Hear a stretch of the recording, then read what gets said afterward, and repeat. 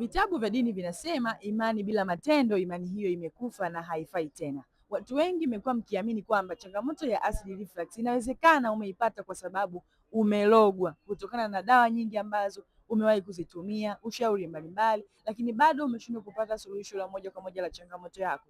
Kuna vitu viwili ambavyo unavikosea. Jambo la kwanza, haukupata tiba sahihi ambayo inaweza kusaidia wewe kuweza kuondoa chanzo cha tatizo lako. Watu wengi mmekuwa mkitibu na sio chanzo cha tatizo. Endapo kama hautibu chanzo cha tatizo lako, utaendelea kutumia dawa mbalimbali na maombi mengi sana, lakini bila kupata suluhisho la moja kwa moja la changamoto yako. Lakini jambo la pili, inawezekana ukawa haujui namna sahihi ya mpangilio wa vyakula, kwa sababu si kila mgonjwa wa asidi anaruhusiwa kula chakula chochote. Kwa kama ikiwa ni wewe unaamini kwamba utapona kwa njia ya maombi, my dear, nakushauri kwamba tumia na dawa na tafuta msaidizi au mshauri ambaye atakusaidia wewe kuweza kuondoa hii changamoto. Kama unatamani kuhudumiwa na mimi, nipigie simu moja kwa moja kupitia namba yangu ambayo ipo katika profile ili niweze kukusaidia. Lakini share ujumbe huu kwa mtu mmoja ambaye unatamani elimu hii iweze kumsaidia akawa mnufaika namba moja wa huduma zetu.